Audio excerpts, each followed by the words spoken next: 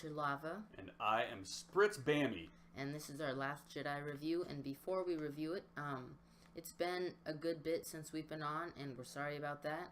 It was very, very busy around the holidays. You were very busy, and I hope everyone had a very Merry Christmas and Happy Holidays and a very Happy New Year. And we saw The Last Jedi on opening night, and that was pretty fun. Sorry we didn't review it by the end of the year. Like I said, it was busy, and I think let's review it. But we're here now, Yeah. so let's get her done. Review time. Okay, everyone, The Last Jedi, the newest installment in the Star Wars saga. It is directed by Rian Johnson, who took over for J.J. Abrams. Now, J.J. Abrams still had a producing part of it, but it was Rian Johnson who directed it. And it was, the cast is Mark Hamill, Carrie Fisher, rest in peace, Daisy Ridley, John Boyega, Oscar Isaac, and a few other people. That's right. So, Adam Driver and Andy Serkis did the voice of Supreme Leader Snoke. And don't forget Benicio del Toro. Oh yeah, he was a guy too. So anyways, so this review will contain spoilers. You've been warned. Okay, let's I'm sure that there will be some sort of thing on the bottom saying spoilers too. Right here. Yeah. Somewhere around that area. So this one picks off right where The Force Awakens ended. Now, this story is basically really only about Luke, Rey, and Kylo Ren. Those are really the three main characters who really have the most meaningful things to do. And the story is basically Rey is training to become a Jedi with Luke, and the Resistance and everybody else in that gang is just trying to defeat the First Order once and for all. And after the destruction of Starkiller Base, the First Order is rebounding and just hunting them down. Yeah, that's it. I think overall, kind of like the first movie, it feels like Return of the Jedi. Or no, Empire Strikes Back. Let's discuss the story. Or Return. The story of this, I thought it was a very good story. Now, there were mixed reviews about it, but personally, I thought this was a very, very good movie. Now, the one issue that most people have, and I can agree with, is Canto Bight, that planet. They're saying it just mostly seems like future Earth, and I can understand that. You know, the casino planet. Yeah, I know. Yeah. That's the biggest issue people had, and I can agree, but it wasn't really bad. But the overall story, they really went into Rey and Kylo Ren. They did it really well. Your thoughts on the overall story? Well, yeah, the interaction between those two is going to be the central theme, you know, for this movie and the next movie. That's my guess. That's Rey, of course, servicing the light side. The light side. The light side. Servicing the light side, and of course Kylo Ren with the dark side. And their interaction was a lot more meaningful in this movie, I thought. Yeah. So yeah, definitely a central theme. Now, maybe a fear, I don't know, but The Force Awakens was a lot like A New Hope, and Empire Strikes Back is the fifth one. This is the second one in the original trilogy, and this is the second one in the new trilogy. The fear might have been like, it might be too similar, and when we were there on opening night and we saw the credits, it said like something like the Resistance is trying to escape something, and the First Order is just right there, and we both looked at each other and we were like, that's the same. But the opening sequence is very exciting, the space battle, and it, along with the whole movie, looks very, very good. It's very colorful, and I didn't really see any bad CGI animals, except you could tell it was CGI, those horse things on Canto Bight. But other than that, the whole movie looks very, very good. It is very different, actually, from The Empire Strikes Back. It has similarities and, like, throwbacks, but it stands on its own pretty well. That's my point. I'm going to reiterate what I said in our previous review, is that J.J. Abrams, he's still running the show, even though he's not directing this. He's still running the show, and he is purposefully making this very similar to the original trilogy. And he's doing that, I think, because there are a lot of classic fans that he's trying to satisfy. He also knows he wants to make a movie that younger fans can watch and enjoy, which, I think he's hit it on both counts. He does get valid criticism leveled at him for being very similar to the first movies. And I do think, it was, like we said, we kind of noticed right off the bat that, oh, this is an Empire Strikes Back, kind of thing. Much like the first of this current trilogy was very similar to Episode 4, the first of the original trilogy. I think this is also very similar to the second one of the trilogy. Sure, there's different set pieces and things like that, but yeah, the basic thing, which is, the Resistance is trying to get away, and the Empire's after him, and, the light and the dark side have a fight, and it's kind of inconclusive, and, there's it's the same thing, basically. I don't fault it. I recognize it, but I don't fault it, because I wanted real Star Wars back, and I've got it once again in this movie. And everyone acted it very well. We'll get to that in a minute. But the writing, each character had very good lines. There's a lot of humor in the movie. It was very funny, and none of it felt forced. It was very each character had their own part of the humor.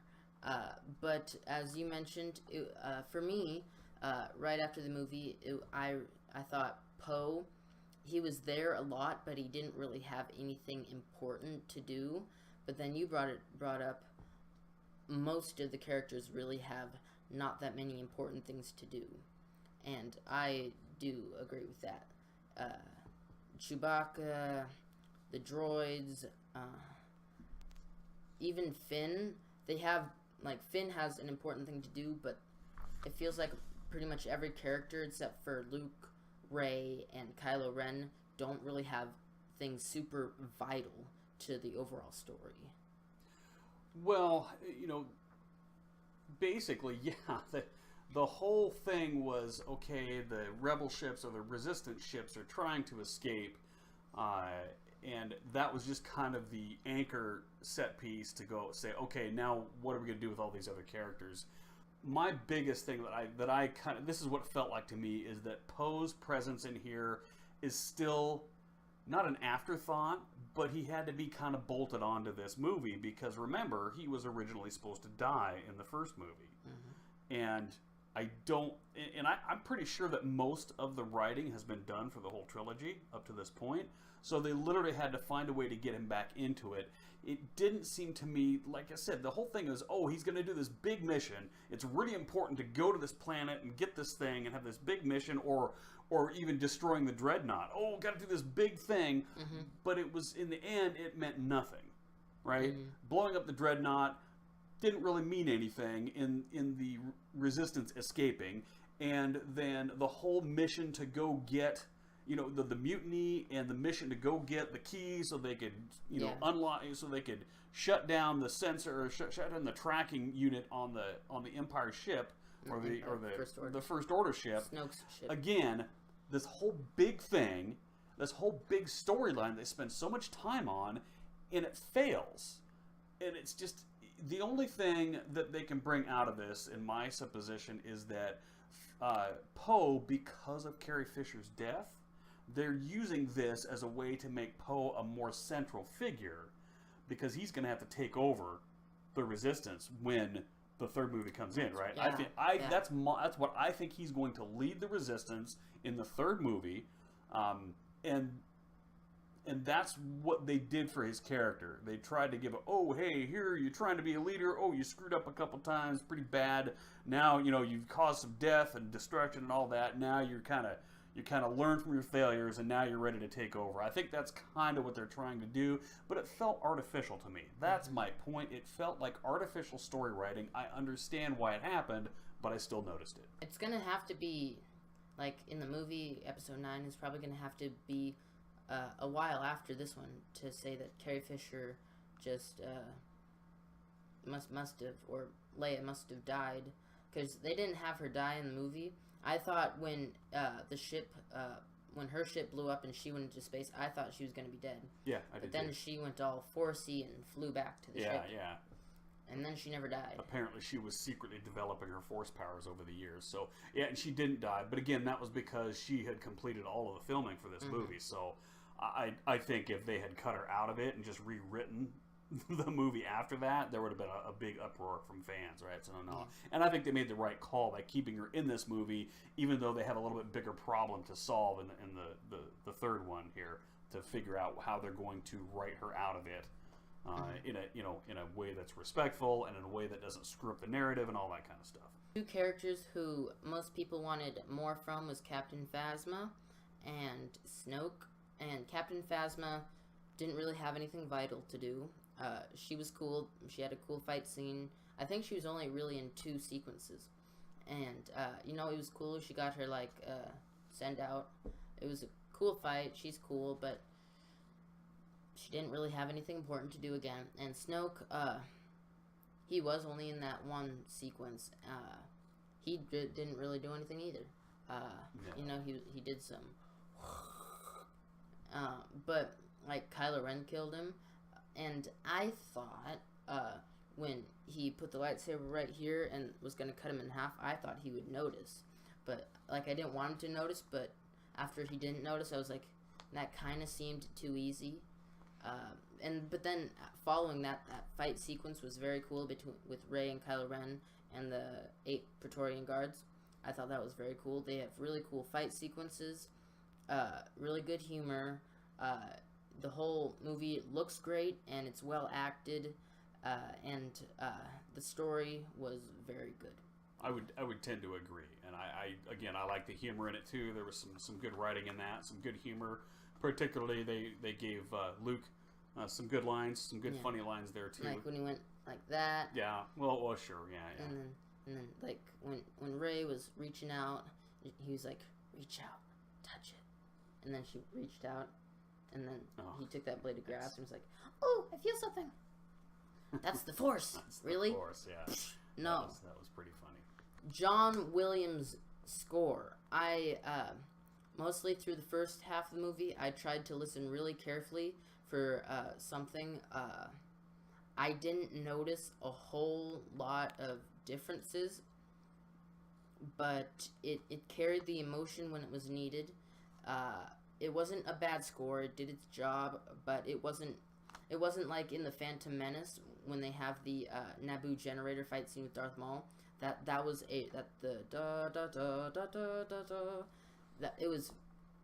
a really cool soundtrack. But then on this one, there's nothing super big, but it does its job well. Well, it's like the problem John Williams has is he does a great job every time, and so you kind of get used to it, and you kind of start taking it for granted. I don't think he did this any better, any worse than what he's done before, but it can, because he's so consistent with how he does his scores, it's kind of easy to say, oh, yeah, it wasn't that great. It wasn't bad. It wasn't great, but it probably was really great at this point. So, like you say, it did what it's supposed to do. It conveyed the emotions it needed to convey really well. No complaints about the John Williams score yet again. I certainly hope they retain him for the next trilogy or the next movie. They have a next trilogy planned. Yeah, I'm sure they do. I'm sure this is too many truckloads of cash this makes to not have a next trilogy planned. Mark Hamill did extremely well in this movie. Daisy Ridley, once again, did very good. Adam Driver. They have a great slew of actors in here, and I did not... any character, there was not a single one that I didn't believe was there. I thought each one acted very well, with showing adversity and just going with the tone in the movie. It felt very good. I did not think anybody acted not good. Yeah, the thing, today we reap the benefits of overall actors are much better than they used to be. 40 years ago, we didn't have the plethora of acting schools and college classes and all that kind of stuff. There's, and it's a lot more viable to make a living as an actor. So it's just the infrastructure for developing good actors is much more advanced than it was 40 years ago. And you're right, everyone in this movie acted competently at the very least. It wasn't, Mark Hamill is better than he used to be. He's never going to be a great actor, and I never thought he was great before. I actually like his voice work much better than his live action work. So he's very good at that. But as far as, did he do anything bad? No, he did a very good job acting in this, just like everyone else did a very good job, and sometimes a great job with the opportunity they were given. So, yeah.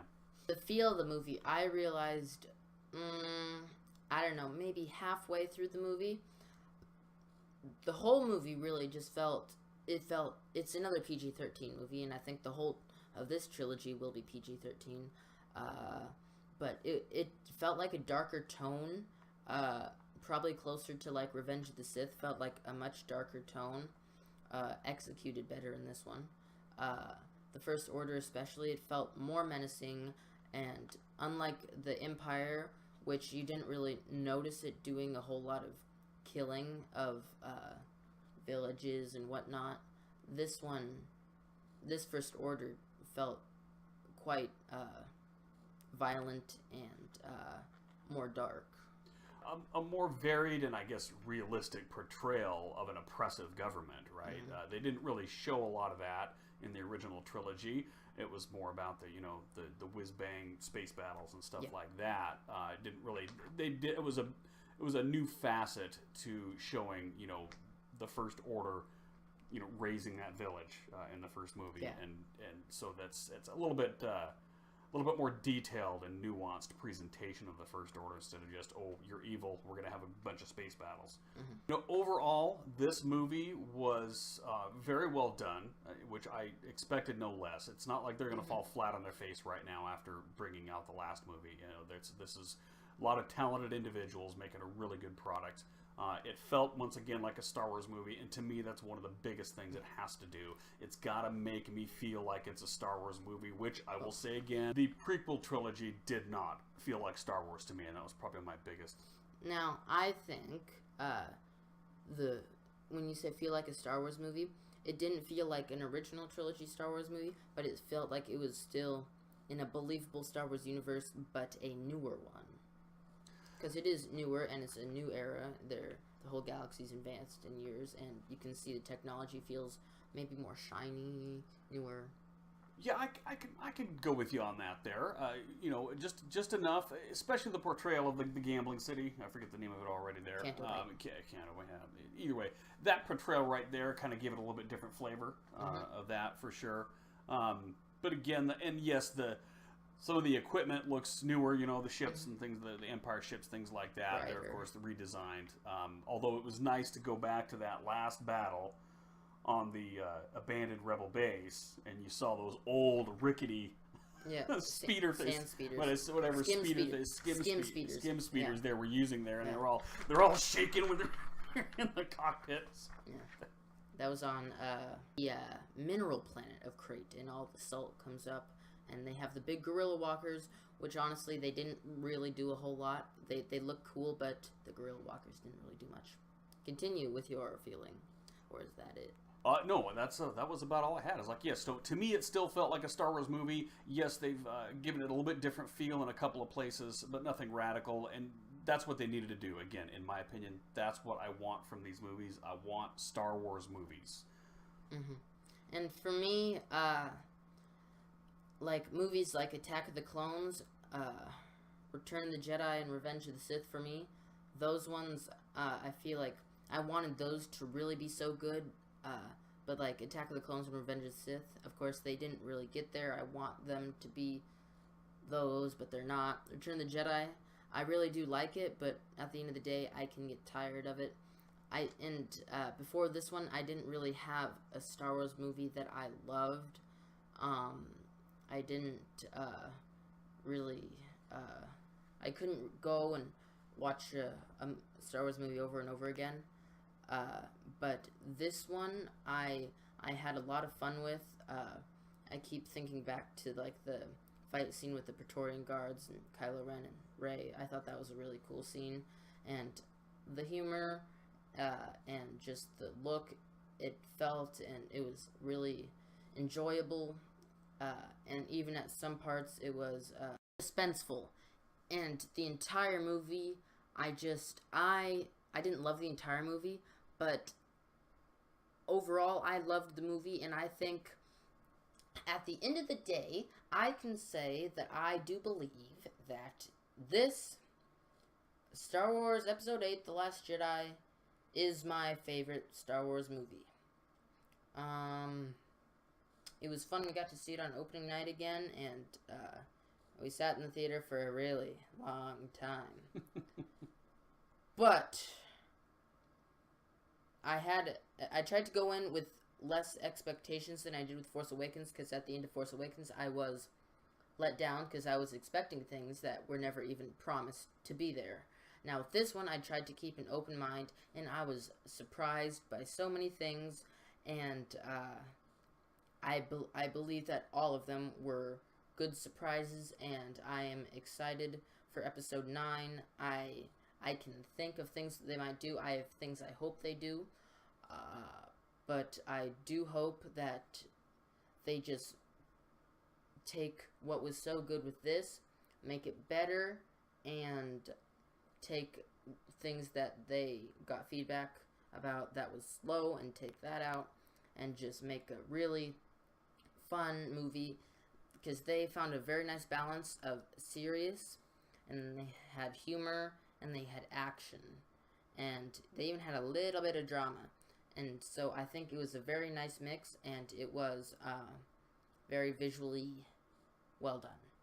I believe it is grade time. Once again, I enjoyed the movie a whole lot too. It was a little on the long side as far as the movie itself goes. Sometimes, I kind of find myself going, okay, I think I'm ready to get up now and move around and stuff like that. But it wasn't terrible. So effects were great, acting was good, music was good.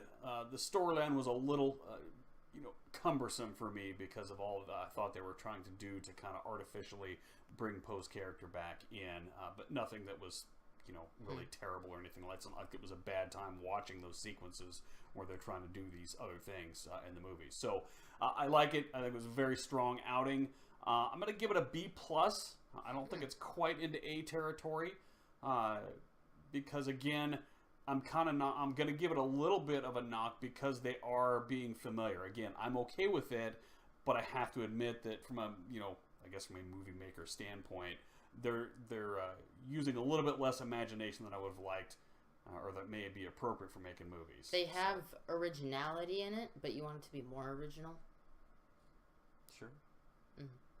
I would have liked a little more divergence in the structure of the story, right? Because again, I was okay with the first of the new trilogy being very, very much like Star Wars, though the desert planet, all the little set pieces, things like that. But this one here, again, I don't think it really detracts a lot from the film. I think it's a little too similar at this point to The Empire Strikes Back at this point. So, but that's why it knocked it a little bit, knocked it down into high B territory for me. Once again, B+. Okay. Now, two final closing things for me. One, the new character Rose. I get that they're trying to cycling out the old characters, because by this Luke faded off into the Force, and Carrie Fisher will have to be dead in the next one. So they're bringing in a new character, and I guess I didn't think of this until just now. Chewbacca is going to be the last surviving original character, but then I just remembered R2 and 3PO are still there too, so which they didn't have much to do either. But back to Rose, I didn't find her to be that compelling of a character. Like they got her backstory. I understand who she is and what she does, but I didn't find her to be that important of a character. I would have been okay if she died, I think. Other thing, when you said length, by the end of Force Awakens, I knew, like, it's gonna end. I want more, because I'm not ready for this to end. This one, I thought a point, like, it was like, is this really gonna end? It might end like Force Awakens, like, where I want more. But then it kept going and going, and I was happy about that, because I was like, yes, and it kept going, and it ended, and I was very satisfied. And Rey she didn't really finish her training either, did she? But not really. She's strong with the Force. Yeah, she don't need any of that she has stinking such training. a natural affinity for the Force. I mean, Yeah. she was doing mind tricks in the last movie without any training, so, I've gotten over it. Yeah. Thing, what did you feel about Yoda? I thought it was fun having Yoda back here. It was funny, and they got Frank Oz back to do the voice. At first when he showed up, I was like, that's Yoda. He looks awful. But then, like, slowly, when the scene gradually grew, the graphics for Yoda looked better. Ghost Yoda. I didn't really notice what you noticed. I thought, okay, yeah, that's fine. It was a huge surprise for me. Yeah, but that's not terrible for me, though. They've already used that, the Ghost of the Force, I guess, mechanism to let characters come back and provide some input into the story. So, no, it was fine with me.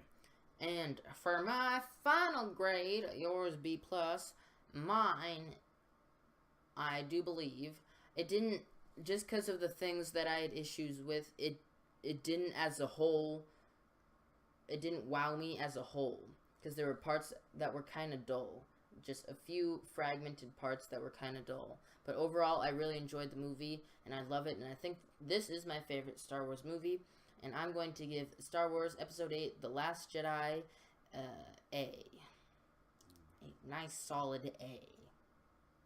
No minus, no plus. No. Right in that solid A category. Excellent. So anyways, guys, thank you for watching so very much. We are back. We're going to try to get back on the horse, doing one video a week again. It's been busy, but we're back. We got a new EA Star Wars Battlefront 2 campaign coming very soon. And then we're going to also pair it with the old Star Wars Battlefront 2 campaign after that, because that one's very long. The new one's a little shorter, but that'll be coming after that. More movie reviews coming. We're going to go through the entire Marvel Cinematic Universe. We got Infinity War coming out this year, Black Panther, and Ant-Man and the Wasp. So we're going to start with Phase 1, keep going. Movie reviews and gameplay videos coming to you soon. Thank you for watching. Remember to leave a like, subscribe, comment, and share with your friends or family if you think they would enjoy these videos as well. And our Instagram will be linked in the description below. My name is Winter Lava. And I'm Spritz Bammy. And may the Force be with you always, and always believe in yourselves. Goodbye.